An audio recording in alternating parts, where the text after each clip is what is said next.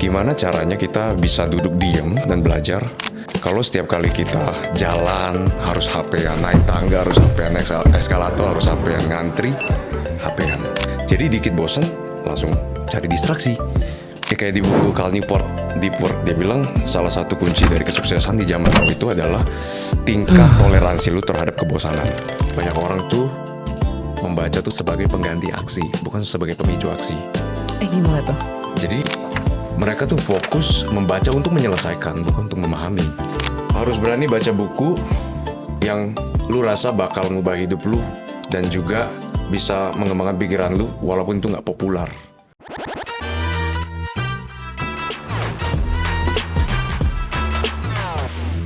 Welcome to Gipods. Hari ini kita akan ngobrol dengan seorang konten kreator dan juga book enthusiast. Ada Kak Erik Cokro Raharjo. Iya, betul. Yes, welcome to our studio. Thank you for having me. Yes, we're very happy to have you here juga. Jadi sebenarnya karena ini masih bulan Januari Kak, dan aku yakin banyak banget orang-orang atau mungkin viewers kita yang pasti kayaknya di bulan Januari itu kan momen yang baik untuk kita bikin resolusi biasanya. Dan biasanya selalu tentang self improvement. So when we saw your account, jadi kita ngelihat oh kayaknya cukup menarik karena sangat disiplin, kelihatan dari apa yang dipost juga.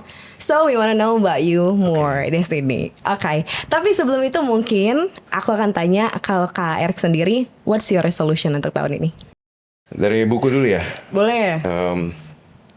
Aku harus baca buku dari different genres. Oke. Itu aja. Karena tadi kan udah sempet nanya juga novel. Bener, kan. Novel itu bener. masih kurang. Jadi literature mau aku naikin. Lalu science mesti ada. Jadi harus ada genrenya tuh beda-beda. Representatif semua genre lah ya, semua kategori. Memang aku nggak patokin harus sebulan itu baca berapa buku karena tergantung ketebalan buku dan sebagainya macamnya ya kan. Betul. Tapi harus memperluas aku punya genre buku gitu. Jadi literatur, science, filsafat, mungkin self development, bisnis. Pokoknya diputar aja gitu sepanjang tahun beda kayak gitu. Oke, Gitu. itu one of the resolutions lah ya berarti. Tapi total dari buku karena kan banyak banget sepertinya ya. Kita ngeliat juga kayaknya setnya ada banyak buku. Berapa total buku yang sudah Kakak baca? Yang baca sampai habis sih 300 buku? 60-an kayaknya. Oh ya, 360 buku. 360-an. Berarti dari kecil memang sudah dibiasakan membaca buku? Atau Aku enggak? baca itu dari pandemi. Oh dari 2020 300 buku. 2020. Cepet juga bacanya ya? Lumayan. Bisa baca satu buku sehari dong? Kalau 360 Dulu lumayan sempet. bisa. Oh ya? Dulu sempet. Wow, Iya. 360. What's your favorite book dari 360 buku ini? Yang life transforming itu Man's Search for Meaning. How to Think Like a Roman Emperor. Oke. Itu nomor 2. Oke. Ya mungkin itu ya. Itu yang paling, berarti itu buku yang pas dibaca bisa berjam-jam atau memang yang paling banyak key takeaway-nya atau apa? Aku udah ulang-ulang terus sih. Oh iya, diulang terus. Kayak dari pandemi sampai sekarang Man's Search for Meaning at least once every year aku Oh ulang. jadi memang diulang-ulang Iya. terus. Oh, Buku ini 2 aku ulang-ulang terus. Oh, bisa ngerti dan bisa paham apa isinya dong ya kalau Iya. sekarang. Oke, tadi kan kakak bilang juga ya kalau misalnya mau memperluas lah expanding kategori-kategori bukunya. Tapi berarti yang 360 ini mostly tentang apa yang dibaca? Banyak self help sih awal-awal. Self ya? Iya, karena Why? memang pas pandemi itu awal mula entry kita baca buku kan pasti dari yang agak ringan-ringan dulu ya. Bener. Jadi buku-bukunya kayak Mark Manson, James Clear, Seven Habits of Highly Effective People, yang kayak gitu-gitu. Baru lama-lama ke yang relevan sama konten, yang relevan sama bisnis. Tapi mostly ada di self help dulu. Oke. Baru mulai ke yang lebih berat, kayak Oke. Sapiens gitu kan. Baru ke filsafat, gitu. Oke. Filsafatnya juga yang ringan-ringan dulu. Marcus Aurelius, Epictetus, baru lama-lama Confucius, Buddhism, lama-lama Nietzsche dan sebagainya macamnya. Banyak ya, Iya. banyak banget baca bukunya. Tapi sebenarnya ini mungkin bisa dinotis juga ya ke orang-orang. Kalau memang, kalau tadi mungkin menurut Ko Erik kan yang mudah atau yang gampang dibaca itu yang tadi disebutkan. Tapi mungkin orang-orang kalau memang mau memulai pun terus bacanya fiksi atau bacanya novel pun nggak apa-apa sebenarnya ya, nggak ada masalah. Benar-benar. Tapi what is the turning point kali ya? Apakah memang pas tahun 2020 itu benar-benar nggak ada sekolah formal atau yang bisa membuat kita paham tentang sesuatu atau apa yang kau dapat dari baca buku? Maksudnya yang aku dapat yang nggak didapetin di sekolah formal. Sampai bisa baca buku sebanyak itu kenapa? Memang dari dulu udah disuruh baca buku sih Oh, sama ya? papa. Oke. Karena yang di library yang di rumah itu memang udah bukunya papa. Oh, jadi semuanya. punya library kecil di Library, rumah. ya, Oke. library. Nah, tapi nggak pernah ada keinginan untuk baca sendiri karena disuruh kan. Kalau kita disuruh kan Iya nggak benar. mau kan. Terus di Malas sekolah ya juga suruh biasanya. baca buku Iya betul. Terus waktu pandemi itu karena banyak waktu nggak bisa keluar, jadinya mulai tuh coba baca satu. Nah itu pun direkomendasiin sama Koko. Oke. Jadi Koko bilang ini buku bagus banget. Buku apa tuh? Buku Seven pertama Habits. berarti. Oh, Seven Habits of Highly Effective People. Dari situ tuh buku itu saking bagusnya, akhirnya aku post satu habits, satu postingan feeds di Instagramku. Oh iya. Ya itu mulai banyak yang DM dari situ. Kamu suka baca? Nggak, aku belum suka baca, cuman aku suka banget buku ini. Iya. Jadi mulai dari situ tuh, ternyata ada insight yang aku dulu introvert banget by the way, oke. nggak suka ngomong sama orang kan. Tapi aku harus tetap belajar somehow gimana caranya formatnya. Iya. Nah, karena aku nggak suka keluar dan nggak bisa keluar juga pada saat itu, jadi di Seven Habits of Highly Effective People itu aku belajar sesuatu yang mungkin orang akan belajar kalau dia ngomong sama banyak orang. Nah itu aku dapetin dari baca buku itu. Oke. Terus aku bisa baca buku ini seminggu udah banyak dapet insight. Gimana kalau aku double bukuku? Gimana kalau aku triple? Insight apa yang aku dapat dari orang yang punya pengalaman jadikan satu buku ini? Yes. Jadi aku rasa efisien dibandingkan aku harus ketemu itu pada saat itu. Oh oke, Jadi ngerti. dari situ. Oh oke. Kalau sekarang setelah banyaknya buku yang dibaca gitu ya, apa yang akhirnya masih tetap konsisten untuk baca buku? Kenapa? Ada beberapa motivasi sih. Yang Oh, ya? pertama memang untuk intellectual curiosity aja, pengen belajar sesuatu yang lebih. Terus kedua juga ada rasa pengen keluar dari dunia digital sih. Oh oke. Jadi aku capek di kantor laptop terus, Iya, terus kayak benar. banyak stimulasi. Pengen ganti format belajar yang lebih slow. Dan juga aku rasa kalau baca buku jujur lebih nyerap sih buat Oh, aku. ya? Karena kita sendiri bisa ngulang-ulang instead of kita ditabrakin informasi dari layar. Berapa persen yang kita ingat kan Iya. tentu. Ya lebih fokus juga ya. Iya. Berarti mostly dari buku yang kakak punya buku apa ada Fisik sih. fisiknya ya. Oh Nah, buku itu fisik. mungkin privilege gue udah ada buku yang banyak di rumah. Cuman memang Oke. buku PDF juga tetap aku baca sih. Oh ya. Cuman kalau intentionnya memang untuk wind down, habis kerja, pengen yang lebih lighter, atau pengen belajar topik yang nggak ada hubungannya sama kantor, memang harus fisik sih lebih enak. Iya benar. Lebih enak. Ada kayak ritual Betul. wind down itu. Iya, ini tuh harus jadi habit yang bisa dimiliki semua orang tau. Jadi Iya. kadang kan orang mikir kalau udah penat, ya udah kita jadi main HP aja. Padahal sebenarnya itu makin bikin Makin pusing bikin kan. pusing gitu. Iya, kita harus cari sesuatu yang offline sebenarnya. Bener. Tapi kalau misalnya kita lihat di Indonesia lah ya, maksudnya anak-anak muda kayak kita, kenapa kira-kira minat bacanya masih kurang? Kalau UNESCO kan bilang kita minat bacanya cuma berapa persen, 0, sekian persen, walaupun sebenarnya itu dikontrasin sama ini juga ya, maksudnya sama Indonesia Research yang bilang kalau sebenarnya udah mulai tinggi. Tapi kalau menurut kakak sendiri, apakah karena kita aksesnya ke buku sedikit atau mungkin digitalisasinya belum mumpuni atau apa? Kenapa orang malas baca buku ya? Banyak orang yang bilang literasi kita kurang kan, tapi Iya, kurang benar. setuju. Kenapa? Musuh terbesar kita bukan di literasi itu. Oh ya? So what? Musuh terbesar kita ada di attention span kita yang hancur.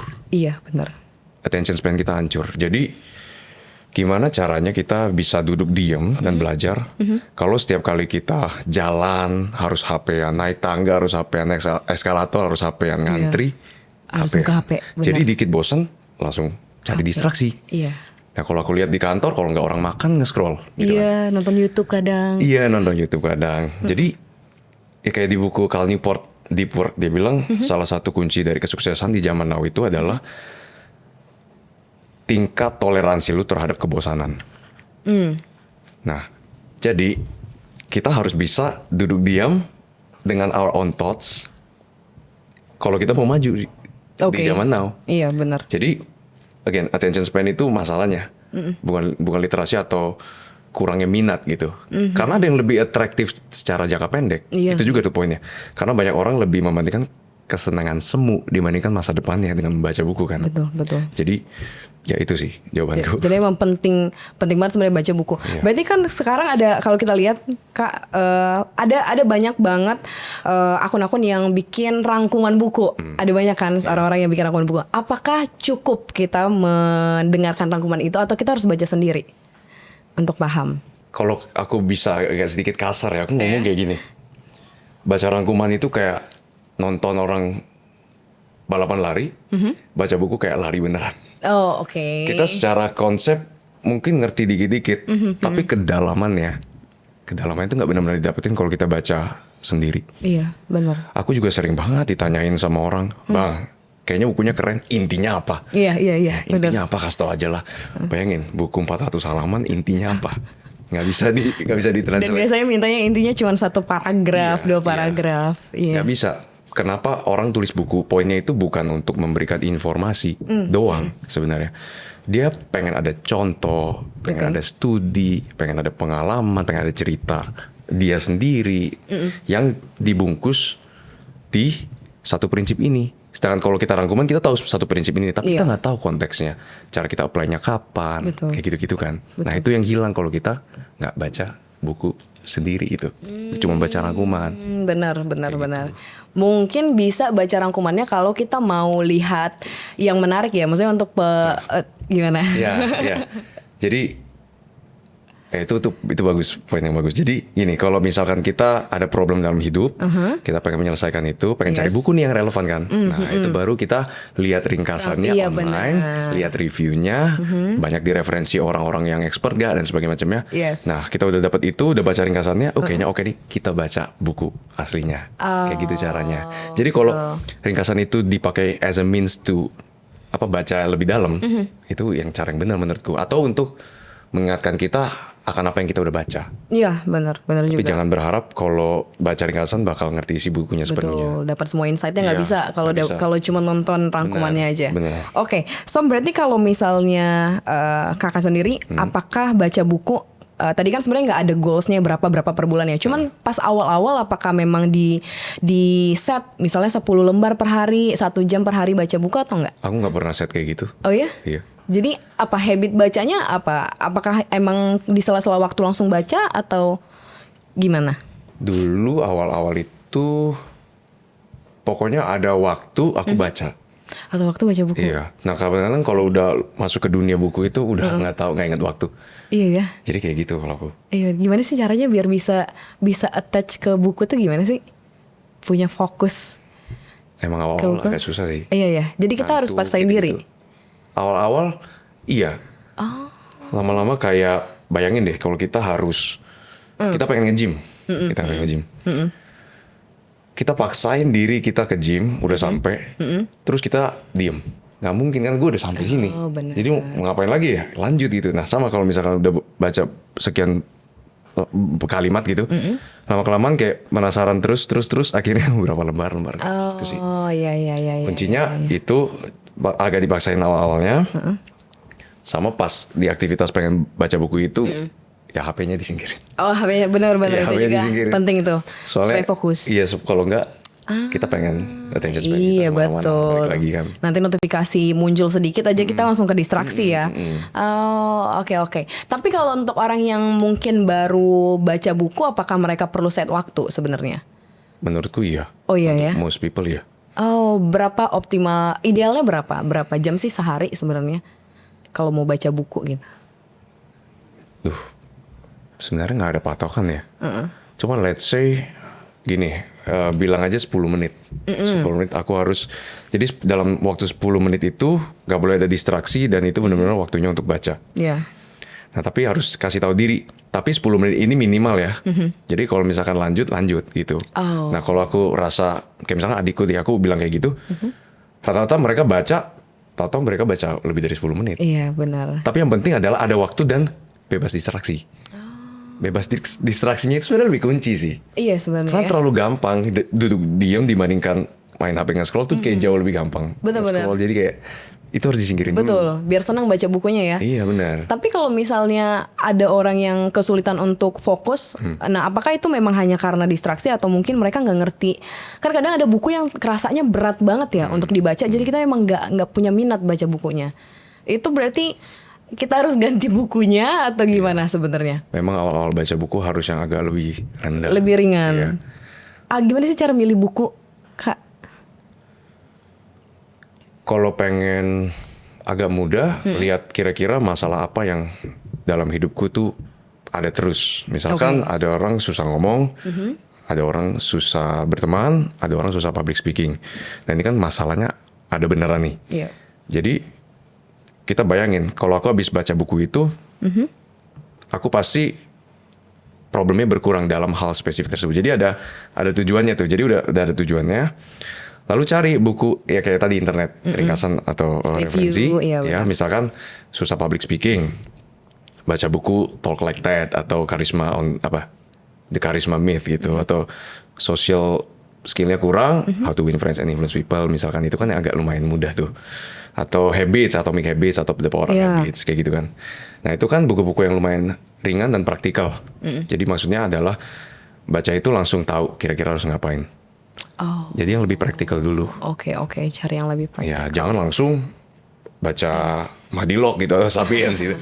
Susah ya. Itu agak susah kalau kayak gitu. Benar. Iya. Karena kadang ini penting juga sih. Menurut aku baca buku kadang yang bikin kita susah karena kita nggak ngerti sama konteks yang ada di bukunya. Jadi kita nggak ngerasa relate sama buku itu kan. Itu yang bikin kita males, Iya, harus bosan. lihat dulu kan. Makanya harus identifikasi problemnya, mungkin bisa diselesaikan lewat buku. Betul. Berarti sebagai reading enthusiast, buku enthusiast, ada nggak cara baca buku yang benar menurut Kak Eri? Ada yang benar atau ada yang salah mungkin? Kayak misalnya ngelihat ternyata ada orang baca buku, ya tadi mungkin salah memilih kategori bukunya atau apa sebenarnya? Aku bakal ngelihat tergantung stage-nya orang ini ada di stage apa sih dalam hidupnya. What kind of stage Kalau biasanya? misalkan memang udah pinter banget, ini tujuan baca bukunya bukan untuk gain information yang baru lagi. Ini untuk intellectual curiosity. Kalau udah levelnya misalkan siapa ya? Tahu Naval Ravikant nggak? Coba? Naval Ravikant. Oke. Siapa ya kira-kira ya? Aku rasa kalau dari level udah punya pengalaman hidup dan tinggi itu udah bukan. Maksudnya orang-orang yang sukses kayak yang pengen baca yang lebih berat untuk baca konsepnya, prinsip-prinsip baru dan sebagainya macamnya. Tapi kalau stage-nya masih di awal-awal, bacanya tuh yang ringan tapi selesai. oke. Sampai selesai. Misalkan baca Atomic Habits sampai selesai. Karena itu praktikal, masa praktikal nggak diselesain gitu kan. Jadi diselesain dulu. Tapi kalau misalkan udah levelnya tinggi banget, udah sukses, udah bukan nyari informasi, nyari konsep-konsep, ya bisa skim. Aku ke bab mana nih yang bisa kayak gitu tuh. Tapi kalau mau awal-awal pengen bisa punya habit baca dan sebagainya macam, harus belajar, paksain dulu tuh, selesain. Iya. Selesain kayak gitu di awal. Menurutku kayak gitu. Benar. Kayak gitu. Soalnya aku juga dulu kayak gitu. Aku juga sebenarnya termasuk yang baru baca lagi di tahun ini. Jadi kalau aku Kak, kemarin aku melakukannya, jadi setting 10 lembar deh sehari gitu kan. Dan memang ternyata aku sadar agak lama. Aku baru baca Psychology of Money. Itu kan bagus banget bukunya ya. Nah, tapi memang ada beberapa, karena aku nggak terlalu suka investment sebenarnya. Jadi ada beberapa hal yang memang aku bolak-balik Google dan buku. Karena aku nggak tahu konteksnya. Dan untuk mengetahui konteksnya, ya harus Yang bagian compounding itu. Iya benar, Snowball it, ya. betul itu. Jadi dan bahkan menurut aku nama-nama yang mungkin kan ada beberapa company yang sering kita dengar atau nama-nama yang sering kita dengar, cuman harus memang bolak-balik ke Google gitu kan. Maksudnya ke mesin pencari lah, Iya, benar. supaya kita ngerti konteksnya. Iya, benar. Ya, kalau Kakak ada nggak dulu misalnya buku yang susah banget untuk dibaca dan mengerti konteksnya? Iya, Madilog. Oh, Madilog. Iya. Ya, apa yang bikin susah di Madilog? Bahasanya. Oh ya? Bahasanya gak kayak bahasa zaman now. Bahasa zaman itu. Berapa lama ngabisin bukunya berarti? Lupa lagi semingguan lebih. Semingguan lebih ya. Oh. Dan itu semingguan Cepet bukan yang ini ya. Cepet sih sebenarnya kalau seminggu. Bukan yang baca sedikit-sedikit. Enggak, itu baca yang sampai bisa 3 jam, 4 jam. Oh, oke. Ulang-ulang lagi, aku ngelihat penjelasannya di internet, aku tanya AI ini maksudnya apa, konteksnya apa, aku baca dulu sejarah pas buku ini tulis kenapa. Wah, itu Jadi itu kan lama banget ya. bener. Jadi Itu yang paling PR. Tapi itu totalitas sih, baca buku yang totalitas sih kayak gitu. Totalitas. Harus kayak gitu gak sih Kak sebenarnya? Kalau pengen benar-benar ngerti ya. Iya ya. Supaya maksudnya nangkep. Kadang kan orang baca buku ya, banyak banget ini banyak problem juga nih. Jadi misalnya baca buku self development segala macam, tapi they stay atau they stuck gitu-gitu aja. Karena ternyata isi dari inti bukunya itu cuman ada di otak tapi nggak direalisasiin. Benar. Nah itu kenapa sih biasanya kalau kayak gitu? Apakah mereka tidak research lebih mendalam tentang buku atau why do you think? Perangkap yang sering aku lihat ya, banyak orang tuh membaca tuh sebagai pengganti aksi, bukan sebagai pemicu aksi. Gimana tuh? Jadi mereka tuh fokus membaca untuk menyelesaikan, bukan untuk memahami. Oh. Jadi, kadang FOMO berarti. Kadang FOMO, apalagi di era sosial media. Enak banget kalau misalnya kita baca, terus kita di foto, betul. Gue udah baca buku ini nih, gue udah baca buku itu. Kalau ketemu orang, udah baca ini, udah. Iya bener. Kalau misalkan kita baca benar-benar untuk memahamin, itu kan takes time, PR, research dan sebagainya macam ya. Enakan, oh ya, gue nge-skim udah selesai, udah jadi trofi gitu. Jadi ada kecenderungan itu membaca untuk simply to finish the book, rather than to really understand it. Kenapa? Satu lagi, karena kalau kita benar-benar paham buku, let's say kayak Madilog, itu kan lu meresikokan keyakinan lu berubah, pandangan lu berubah, therefore aksi lu juga berubah, identitas lama lu berubah, ada real consequence. Sedangkan kalau untuk baca doang nggak ada resikonya, ya kan? Betul. Itu juga tuh yang aku perhatiin. Oke, berarti tapi memang kalau misalnya ditanya, berarti gimana caranya kalau misalnya udah baca buku, terus kita benar-benar ambil aksi gitu? Apa yang harus diubah atau apa prinsipal yang harus ada di kepala kita sih? Biar ingat gitu. Iya, biar ingat, biar ngelakuin. Ada dua sih. Yang pertama, gini deh, bayangin deh atasan kita nyuruh kita ngelakuin hal yang sama sekali nggak berdampak. Jadi cuman kayak dikasih kerjaan aja, pengen nggak kita lakuin? Enggak kan? Enggak. Nah otak ini juga sama. Kalau misalkan mereka dapat informasi, mereka kan udah sibuk menjaga sistem kita running gitu kan. Mereka nggak akan mau simpan informasi kalau mereka tidak merasa itu berguna. Oke. Jadi ketika kita dapat informasi dari buku, kalau kita nggak jadikan itu aksi, lupain, dibuang. Itu satu. Dua, ini ada di buku Make It Stick. Buku ini ngajarin kalau misalkan pengen ingat informasi, itu bukan baca highlight dan sebagainya macamnya, bukan. Tapi abis baca di recall. Dengan cara? Dengan cara, kalau aku pribadi ya, Iya, nulis mungkin. nulis satu, atau enggak aku biasa ajarin ke adikku. Oh, oke. Buku ini ngajarin ini. Jadi kita ingat. Active learning ya jadinya active ya. recalling. Iya, active Kayak recalling gitu. juga. Iya. Jadi dua cara itu. Oh, oke. Tadi aku lumayan ingat juga ya, maksudnya mungkin relatable juga. Mungkin salah satu cara yang bisa kita lakuin supaya otaknya tadi tidak menyimpan informasi doang dan merasa itu nggak penting, kayak yang kakak lakuin ya, kayak melakukan yang 7 principle itu kan satu-satu di Iya. post Itu kan di ngajarin orang Instagram. ulang. Iya Sekarang benar. kita ingat lagi Betul, kan? jadinya Iya. ingat juga ya. Oh, itu menurut aku jadi important takeaway juga ya. Iya. Bisa dilakukan. Bisa jadi sama hack orang. juga tuh. Betul. Nah berarti kalau misalnya ada orang di tahun 2026 ini baru banget baca buku. Jadi misalnya buku yang dia baca selama ini buku di sekolah aja. Nah kira-kira apa yang bisa direkomendasikan? Bebas deh kategorinya, mungkin yang muda atau mungkin kalau baca fiksi untuk dia bisa terbiasa baca buku dulu. Mungkin kalau aku bilang adain kebiasaan di mana lu bisa duduk diam dan baca dalam gitu setiap harinya berapa menit, dari situ dulu. Oke, itu dulu. Kalau nggak enak bukunya dan sebagainya macamnya, lu punya banyak alasan, ya ada tuh strategi, ada maksain. Kalau aku ke arah maksain dulu. Oh gitu. Maksain dulu. Kalau aku tahu Seven Habits ini udah Papa bilang ini buku life changing, Koko bilang ini life changing.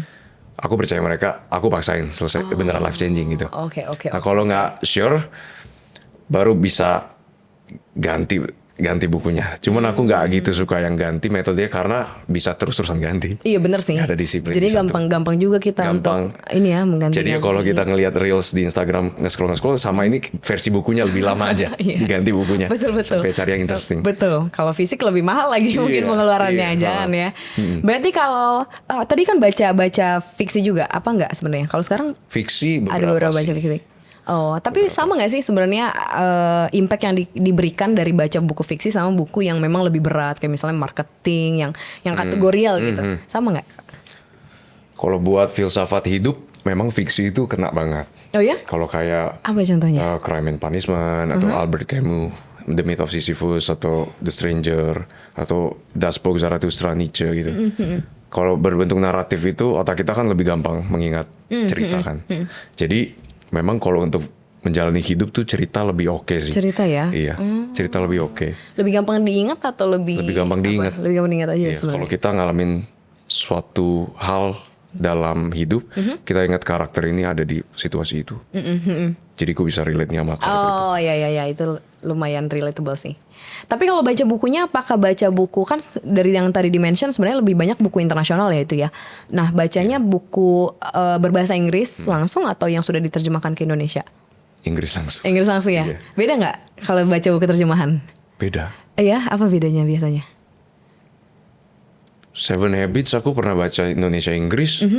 Ada beberapa kata yang essence-nya itu hilang dalam Lost in Translation. Oh, Kayak gak ada terjemahan pas. Padanan untuk kata katanya nggak pas ini, ya, Kata betul, Inggris betul. ini di Indonesiain jadi hilang. Hilang feel-nya gitu, konteksnya hilang. Jadi kalau bisa sih baca yang asli ya. Iya, yang asli Inggris. Oh iya. Takes time sih, tapi mungkin lebih Takes time. bantu kita belajar bahasa Inggrisnya juga kali ya. Benar. Betul. Kalau misalnya orang ngomongin kayak pas baca buku kan sebenarnya kita harus ada tujuannya ya, Kak. Nah, apakah tujuan itu sebenarnya penting atau yaudah yang penting start dulu aja sebenarnya baca bukunya? Sebenarnya kalau orang bilang, aku mau start dulu aja, itu sebenarnya tujuannya. Oh ya? Sebenarnya itu kan tujuannya juga. Jadi kayak biar punya habit baru untuk Iya, baca bukunya iya. ya. Sebenarnya jadi punya tujuan tuh penting sih. Oh ya? Soalnya kalau otak kita nggak tahu ada tujuan, ntar males.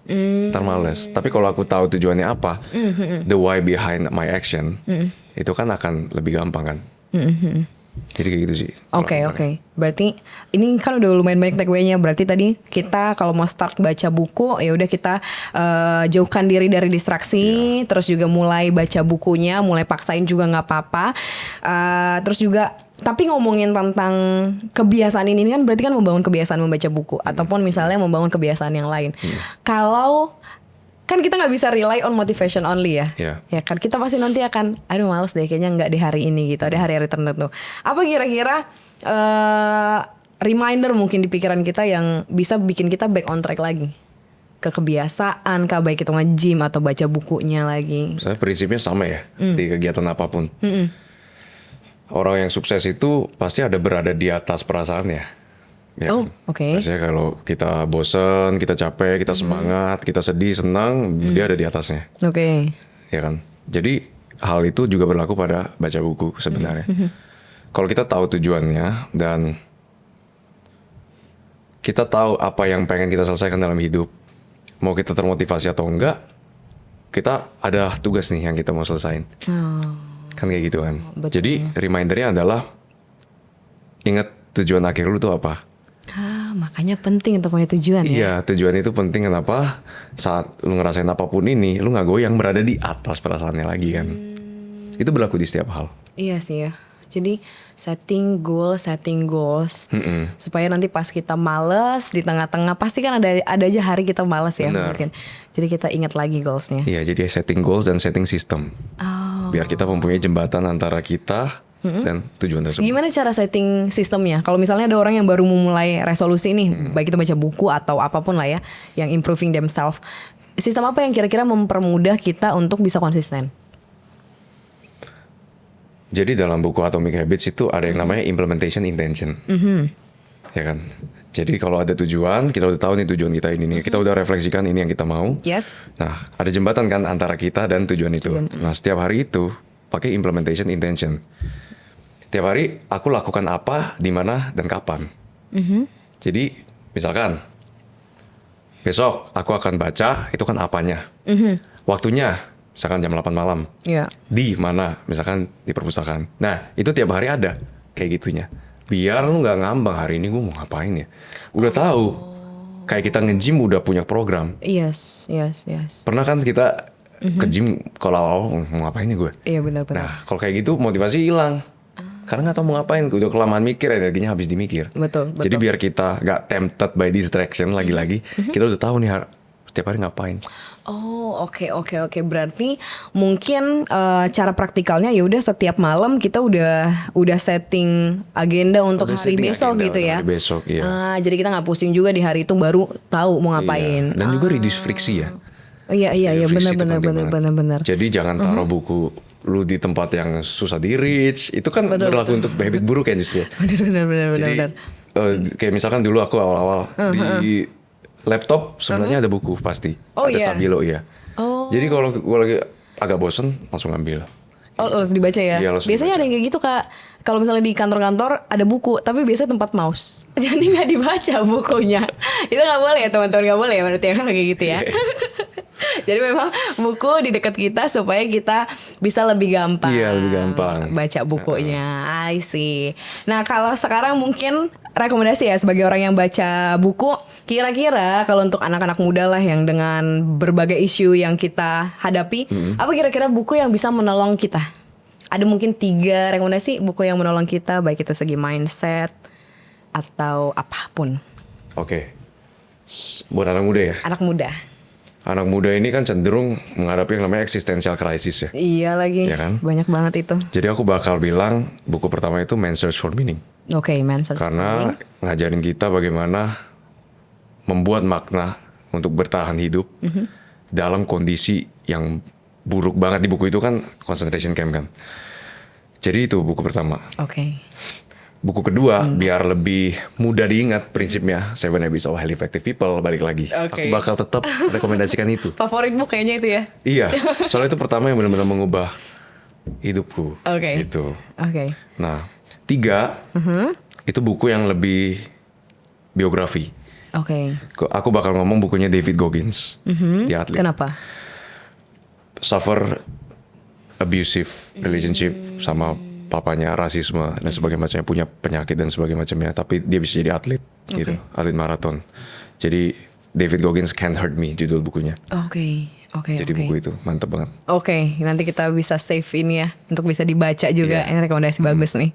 Oke, sekarang kita mungkin mau masuk rate ya. Ini aku ngumpulin kan sekarang di sosial media banyak banget buku-buku yang kesannya viral, most popular lah ya bahasanya. Ini nanti aku sebutin judulnya, mungkin kakak bisa apakah udah pernah baca, terus rate ya, kira-kira bagus apa enggak. Yang pertama ini udah di-mention sih tadi, trilogy booknya Yuval Noah yang Sapiens, Homo Deus, How ya. Iya. Berapa per berapa kira-kira kalau di rate? 8 lah. Oh ya? Dari 10 ya. Iya. Apa yang diubah dari pas udah baca, terus pemahaman apa yang akhirnya berubah Kak? Mengerti sejarah manusia sih. Iya, benar. Mengerti sejarah Seperti manusia. namanya ya.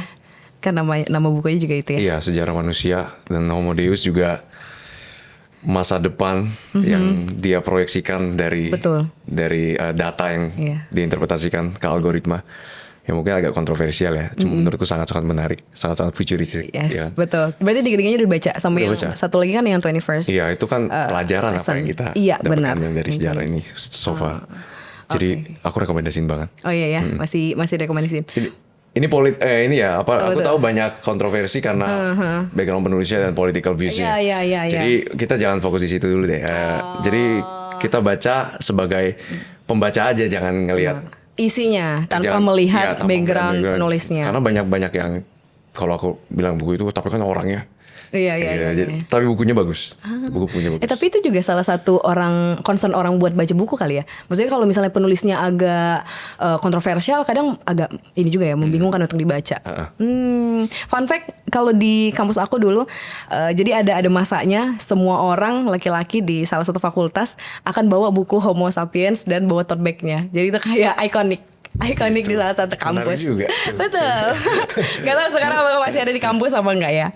Yang kedua, Atomic Habit. Berapa rate-nya kira-kira? Untuk mengubah suatu habit ya, itu aku bakal bilang 9/10. Ah iya, karena dia memang kecil-kecil kan, habit yang kecil-kecil Dan nanti juga akan jadi praktikal banget. Di setiap ininya di setiap babnya ada summary-nya. Betul. Dan dia enaknya dia kasih cheat sheet gitu. Jadi kita bisa ingat prinsipnya terus menerus. Oke. Gitu. Oke. The third book ini udah baca belum ya? Rich Dad Poor Dad. Udah. Udah? Berapa rate-nya?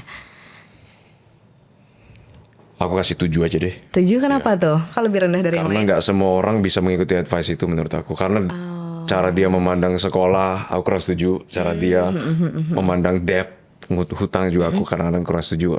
Nggak semua orang profil risikonya sama. Dia kayak terlalu terlalu apa sih, ekstrim in some ways. Oh iya, terlalu ekstrim Ya, ya. cuman Aku emang baca. untuk ngebuka ya aset liabilitas dan cara menghindari apa namanya pengeluaran-pengeluaran yang nggak jelas itu oke banget. Oh ini tuh financial ya ini ya? Aku Iya. belum baca buku ini. Buku keuangan. Nanti mungkin akan aku baca. Yang keempat, ini buku bahasa Indonesia. Filmnya udah mau ada, kalau pernah baca Laut Bercerita. Udah pernah baca belum Kak? Pernah baca. Belum pernah ya? Belum pernah. Soalnya ini akan ada filmnya juga nanti kayaknya. Yang kelima deh kalau gitu kita lanjut, Madilog Tan Malaka. Berapa tuh rate-nya? Kalau dari segi kedalaman filsafat sama cara berpikir kita ya itu aku bakal bilang 9 sih. 9. Tapi untuk level kemudahan untuk dicerna itu levelnya skornya jelek sih. Iya betul. Banyak sih. Yang keenam, The Courage to be Disliked. Oh, Itu juga bagus sih. Ini ada bahasa Indonesia, bahasa Inggrisnya sebenarnya. Berani Bahasa Indonesia Tidak lumayan oke. Disukai. Betul, Berani Tidak Disukai. How much for the rate? kalau buat aku personally 8 sih. Oh ya? Iya. Apa isinya yang kira-kira mengubah pemahaman? Psikologi Adler itu sama filsafat dalam cerita lah. Ini cerita dan filsafat dan psikologi kan berjalan bersamaan kan. Memang oke banget sih. Tapi aku kasih 8 karena dari segi sainsnya aja sih menurut aku agak sedikit diabaikan gitu. Oh, Dan agak oke, bisa oke. misleading karena kayak misalkan judulnya trauma doesn't really exist gitu kan. Aku tahu maksudnya. Oke, Cuman kayak oke. Belum baca juga nih aku. ya Iya. bisa agak ini aja, agak Lebih diplomatis. iya, agak ini sih agak sulit tuh di ngerti Oh, kalau orang malah lebih bilang sulit untuk. Oh, oke. punya trauma asli ini oke. maksudnya apa, nggak ada trauma. Jadi oke. harus Tapi bener-bener. tetap bagus untuk Tetap dibaca. bagus karena Oke, cerita akan baca. kayak cerita gitu. Oke. Nextnya Psychology of Money. Itu bagus nih. Aku bakal kasih 10 sih itu. Oh ya? Tahu Kenapa? nggak aku baca itu berapa kali? Berapa? 20. Hah, 20 kali? Iya. Apa ya? Kenapa sampai suka itu? Baca Psychology of Money. Aku baca dari 2020. Oh, oke. Baca berapa kali per tahun tuh. Itu salah satu buku favorit juga. Salah Selain satu Seven. buku favorit Morgan Housel deh. Itu Ah ya. penulis yang sangat bagus. The Psychology of Money, Same as Ever sama The Art of Spending Money. Oh itu dia tiga-tiganya. Jadi ya, Bagus. ya itu Same as Ever aku baca 10 kali, The Art of Spending Money aku baca 5 kali. Oh iya ya? Iya tahun ini.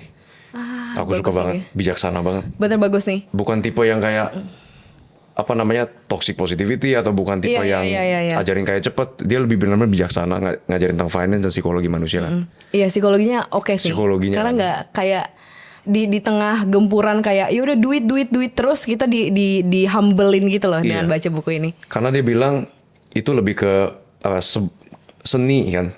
Uang itu lebih ke seni daripada angka. Iya. Karena ketika kita pengen beli rumah atau kita pengen nikah dan sebagainya macamnya, kelihatannya hitungannya ya lu punya duit berapa. Iya. Tapi kan enggak, sebenarnya di dalam kehidupannya kan lu mau nyenengin siapa? Betul. Ego, Bener. bandingan. Iya, Gitu-gitu iya, kan. iya. Itu yang dia Ada bahas banyak kan. aspeknya Iya ya. banyak aspeknya. Betul, lurus. Jadi Bagus aku suka banget Morgan Housel. Bagus. Ini buku viral juga nih, buku yang banyak di review. Ikigai udah baca nggak Kak? Udah. Ikigai oke nggak? Oke. The Japanese Oke. ini ya. Oke. Kalau yang terakhir Mindset by Carol Dweck. Ini juga lumayan oke nih. Oke. Lumayan banyak di sosial media. Ini apa? Mindset ini berapa rate-nya? Sebenarnya aku bakal kasih 8 kenapa? Kenapa tuh? Intinya satu, ada growth mindset dan fixed mindset. Kita udah tahu. Menurut aku buku itu bisa lebih pendek aja sih. Oh iya, kenapa Iya, ya? Berarti menurut aku. bertele-tele ya dia Menurutku ngomongnya? iya. Oh, Menurut aku oke. terlalu panjang dia berceritanya. I see. Intinya kan cuma satu sebenarnya. Tapi untuk benar-benar bisa bikin identitas lu yang pesimis dan fixed mindset itu berubah menjadi growth mindset. Memang kayaknya ada beberapa orang yang sangat-sangat membutuhkan ketebalan halaman itu sih. Cuma buat aku personally kebanyakan. Terlalu banyak. Iya terlalu banyak. Terlalu banyak. Ya, oke. Apa kira-kira yang mau disampaikan lah ya untuk orang-orang yang mungkin baru baca buku supaya ya udah kita baca buku tetap tenang tanpa harus FOMO dengan orang-orang lain, atau mungkin ada tips or anything you would like to say to our viewers? Harus berani baca buku yang lu rasa bakal ngubah hidup lu dan juga bisa mengembangkan pikiran lu walaupun itu nggak populer. Oh, oke. Yes. Itu sih. Oke. Kayak misalkan kamu mau bahas tentang evolusi misalkan. Di kalanganmu itu kontroversial, nggak boleh baca misalkan karena kepercayaan tertentu. Iya, iya. Kamu tetap baca Dawkins atau Darwin itu. Nah, justru menurut aku ide-ide terbesar aku dapat dari buku-buku yang di kalangan di lingkunganku tuh terlarang gitu. Kontroversial mungkin. Iya, kontroversial.